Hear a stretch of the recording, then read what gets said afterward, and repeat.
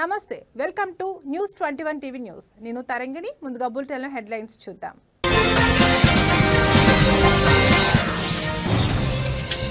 కొండాపూర్లో rave party భగ్నం. Service అపార్ట్మెంట్లో rave party.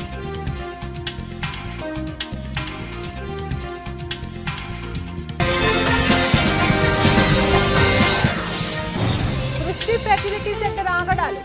రంగంలోకి దిగి విజయవాడ పోలీసులు.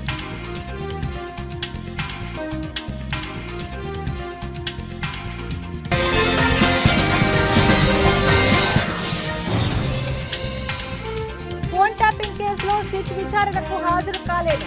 బండి సంజయ్ వెల్లడి.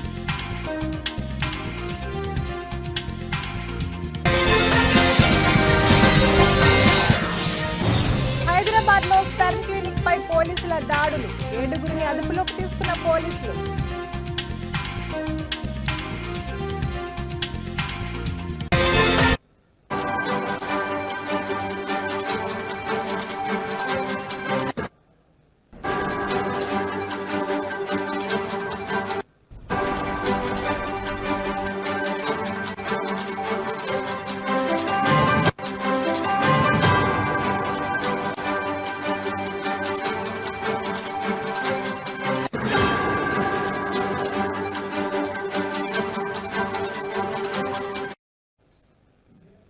బ్రేకింగ్ న్యూస్ చూస్తున్నాం. ఇటీవల కాలంలో 2 తెలుగు రాష్ట్రాల్లో ఎక్కువగా వినిపిస్తున్న మాట రేవ్ పార్టీ.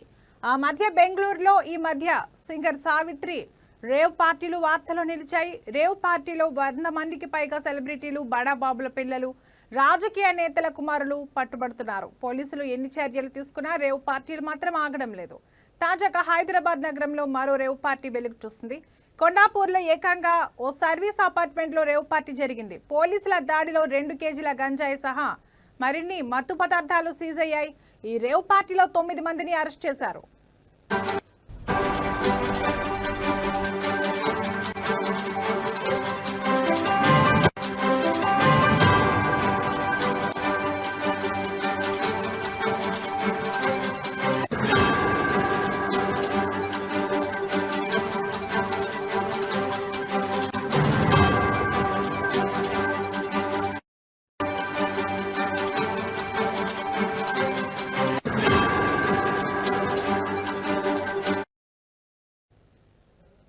వీకెండ్ వచ్చిందంటే చాలు సర్వీస్ అపార్ట్మెంట్లో మద్యం విందులు, డ్రగ్స్ వినియోగాలు, అమ్మాయిలు, డాన్స్లు, ఇలా ఇంకెన్నో కొండాపూర్ ఏరియాలో జరుగుతున్న చిత్ర విచిత్రాలు. కొండాపూర్ ఎస్వి నిలయం అనే సర్వీస్ అపార్ట్మెంట్లో ఏపీకి చెందిన కొన్ని ముఠాలు రేవ్ పార్టీ నిర్వహిస్తున్నారు. వీకెండ్ సందర్భంగా ఏపీ నుంచి తీసుకొచ్చి ఇక్కడ రేవ్ పార్టీలు నిర్వహిస్తున్నారు. రేవ్ పార్టీని శనివారం రాత్రి నిర్వహించారు. విషయం తెలుసుకున్న excise task force B team SI Sandhya, ఇతర సిబ్బంది కలిసి దాడి చేశారు. అందరినీ శేర్లింగంపల్లి ఎక్సైజ్ స్టేషన్లో అప్పగించారు.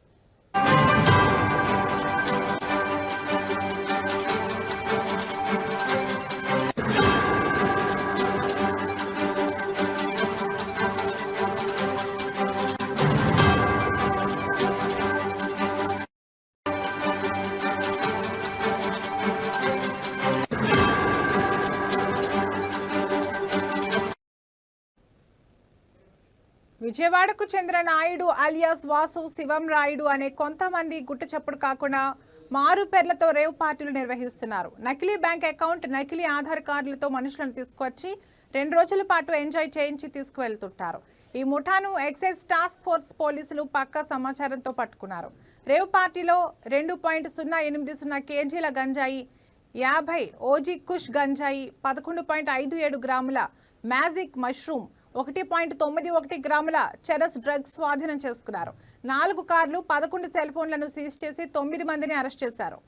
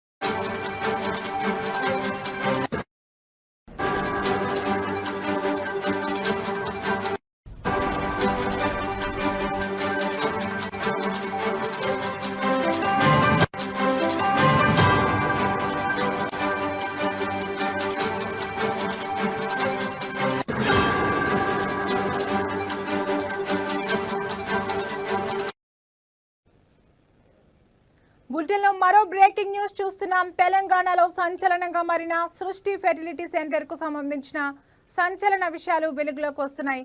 సికింద్రాబాద్ తండ్రి వీర్యాన్ని కాకుండా మరొకరి వీర్యం ద్వారా సంతానం కలిగించిన ఘటనతో ఈ ఫెర్టిలిటీ సెంటర్ ఆగడాలు ఒక్కొక్కటిగా బయటకు వస్తున్నాయి. సికింద్రాబాద్ ఘటనతో అప్రమత్తమైన విజయవాడ, విశాఖ పోలీసులు అప్రమత్తమై రంగంలోకి దిగారు. ఈ క్రమంలో విజయవాడ సృష్టి ఫెర్టిలిటీ సెంటర్ ఆగడాలపై పోలీసుల ఆరా తీయగా కీలక విషయాలు వెలుగులోకి వచ్చాయి.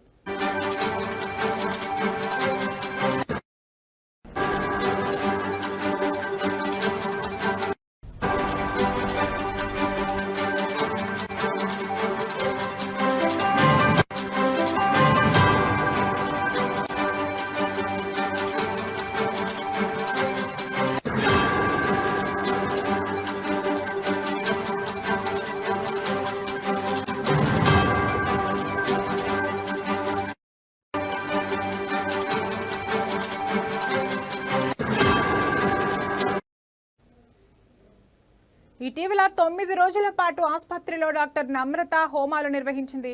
దీనికోసం బీహార్ నుంచి పూజారులను పిలిపించి హోమాలు చేయించిందని, వ్యాపార అభివృద్ధి కోసం హోమాలు నిర్వహించినట్లు పోలీసులు గుర్తించారు. విజయవాడ సృష్టి ఫెర్టిలిటీ సెంటర్లో 3 డాక్టర్ల ద్వారా కార్యకలాపాలు నిర్వహిస్తున్నట్లు, డాక్టర్ కరుణ ఆధ్వర్యంలో బెజవాడ సెంటర్ నిర్వహణ, డాక్టర్ సోనాలి ఆధ్వర్యంలో పేషెంట్స్ కు చికిత్స అందిస్తున్నట్లు పోలీసులు గుర్తించారు.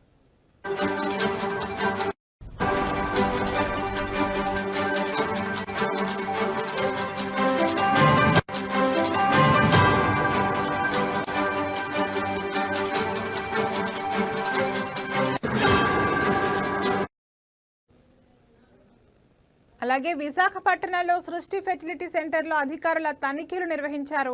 విశాఖలో ఉన్న సృష్టి ఫెర్టిలిటీ సెంటర్కు పర్మిషన్ లేదని వైద్య ఆరోగ్య శాఖ అధికారి నాగేశ్వరరావు తెలిపారు. 2018 నుండి 2023 వరకు మాత్రమే సృష్టికి లైసెన్స్ ఉందని, సిబ్బంది వచ్చాక అసలు విషయం తెలుస్తుందని, విశాఖలో 9 సరోగసి సెంటర్లతో పాటు 50 IVF సెంటర్లు ఉన్నాయని ఈ సందర్భంగా నాగేశ్వరరావు మీడియాతో తెలిపారు.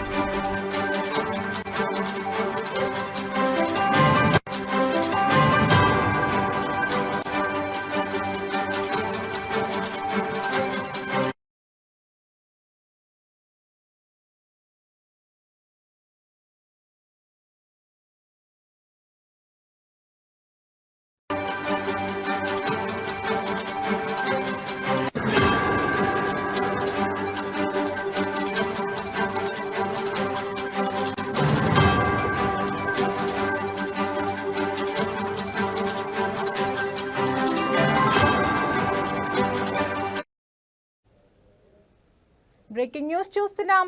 ఫోన్ ట్యాపింగ్ కేసు హైదరాబాద్ లో ఇటీవల కలకలం రేపుతున్న విషయం తెలిసిందే. ఈ నేపథ్యంలో బండి సంజయ్ పై సిట్ విచారణ జరపాలని నిర్ణయించబడింది. కేంద్ర హోంశాఖ సహాయ మంత్రి బండి సంజయ్ కుమార్ ఫోన్ ట్యాపింగ్ కేసులో రేపు జరగబోయే సిట్ ఇన్వెస్టిగేషన్ టీం విచారణకు హాజరు కాలేనని ప్రకటించారు. ఆపరేషన్ సింధూర్ పై పార్లమెంట్లో జరగనున్న చర్చ కారణంగా తప్పనిసరిగా పార్లమెంట్ సమావేశాలకు హాజరు కావాల్సి ఉన్నందున ఈ నిర్ణయం తీసుకున్నట్లు ఆయన తెలిపారు.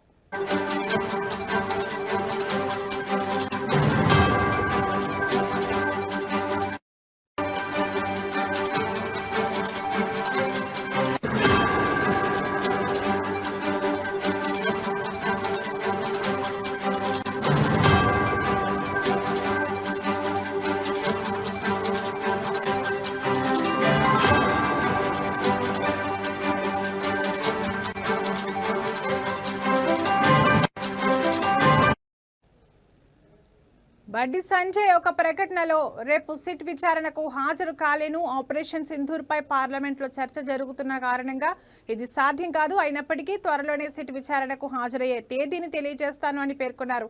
ఈ పరిణామం సంబంధిత వర్గాల్లో చర్చనీయాంశంగా మారింది. పార్లమెంట్ బాధ్యతల కారణంగా ఆయన రేపు హాజరు కాలేకపోవడం గమనార్హం. ఆయన త్వరలో విచారణ తేదీని ప్రకటించే అవకాశం ఉందని అధికార వర్గాలు తెలిపాయి.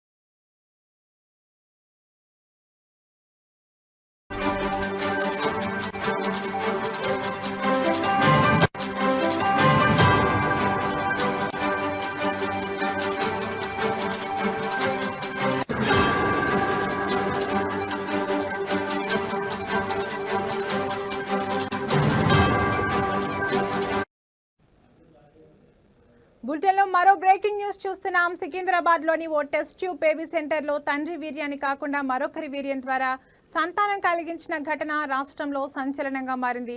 ఈ నేపథ్యంలోనే అధికారులు పోలీసులు అలర్ట్ అయ్యారు. రాష్ట్రంలోని స్పెర్మ్ క్లినిక్లపై దాడులు చేపట్టేందుకు సిద్ధమైనట్లు కనిపిస్తోంది. తాజాగా హైదరాబాద్ లో స్పెర్మ్ క్లినిక్ పై పోలీసుల దాడులు నిర్వహించారు. ఇండియన్ స్పెర్మ్ టెక్ క్లినిక్ లో తనిఖీలు చేపట్టి 7గురిని అదుపులోకి తీసుకున్నారు. అహ్మదాబాద్ లోని ఫెర్టిలిటీ సెంటర్ కోసం హైదరాబాద్ లో స్పెర్మ్ సేకరిస్తున్నారు. అలాగే స్పెర్మ్ డొనేటర్లకు 4,000 రూపాయల వరకు చెల్లిస్తున్నట్లు అధికారులు గుర్తించారు. మరోవైపు ఈ క్లినిక్ కు అనుమతులు లేవని పోలీసులు గుర్తించారు. ఈ క్లినిక్ పై అధికారులు కేసు నమోదు చేసి విచారణ చేపట్టారు. ఈ ఘటనపై మరిన్ని వివరాలు తెలియాల్సి ఉంది.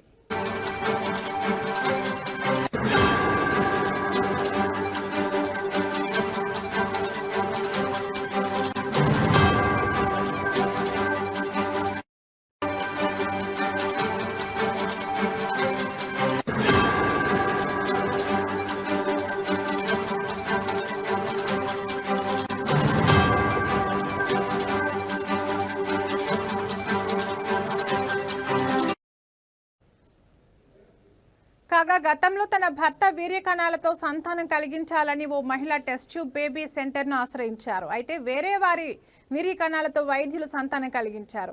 సదరు దంపతులను అనుమానం వచ్చిన DNA టెస్ట్ చేయించుకోగా శిశువు DNA వేరే వారిదిగా తేలింది. దీంతో వారు పోలీసులను ఆశ్రయించడంతో ఈ ఘటన వెలుగులోకి వచ్చింది. ఈ మేరకు నగరంలోని పలు టెస్ట్ ట్యూబ్ సెంటర్లపై అనుమానాలు వ్యక్తమవుతున్నాయి. దీంతో తాజాగా పోలీస్, రెవెన్యూ, వైద్య ఆరోగ్య శాఖ అధికారులు రంగంలోకి దిగినట్లు తెలుస్తోంది.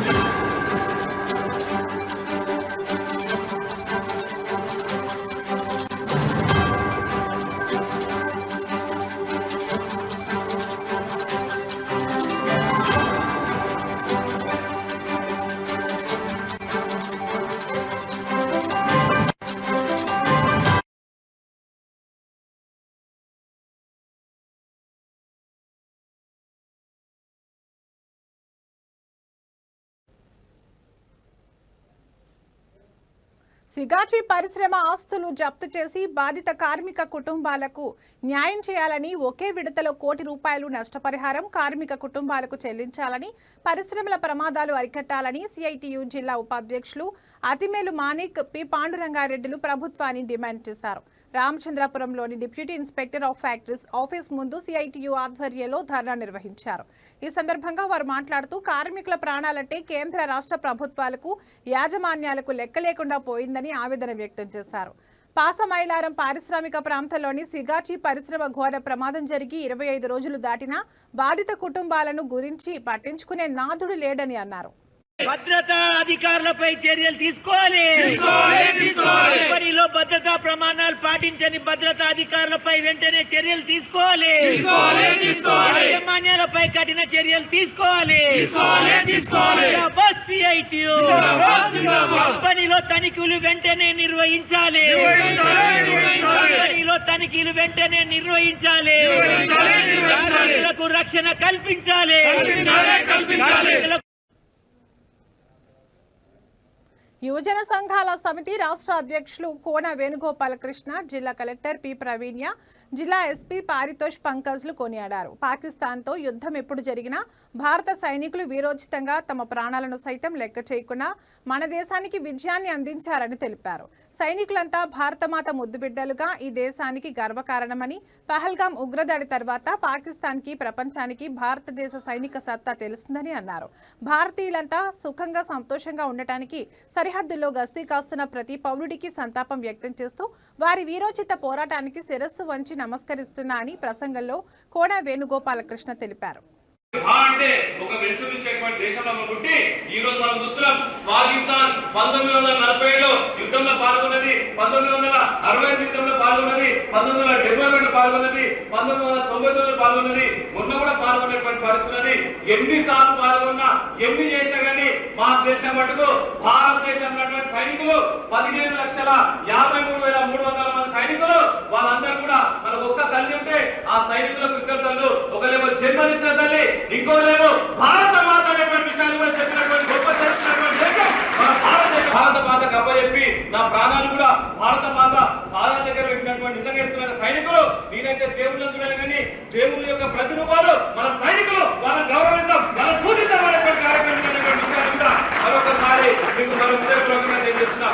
ఆనాడు 1999లో 130 పోస్టులు కూడా నిజంగా చెప్తున్నా కదా, ఆనాడు పాకిస్తాన్ సంబంధించిన వాళ్ళు కార్గిల్ జిల్లాలో 130 పోస్టులు కూడా కబ్జా చేసుకున్నటువంటి పరిస్థితి ఉంటే, అదే కాశీ నామ్ అనేటువంటి ఒక యువకుడు, గొర్రె కాసేటువంటి యువకుడు ఆనాడు అక్కడ ఉన్నటువంటి ఆ ప్రాంతం మీద జరుగుతుందని చెప్పగానే 5 మంది సైనికులు పోతే అక్కడ ఒక ధైర్యానికి, ఒక విశ్వాసానికి అంటే ఒక వెలుతురిచ్చేటువంటి దేశంలో మనం పుట్టి ఈ రోజు మనం చూస్తున్నాం.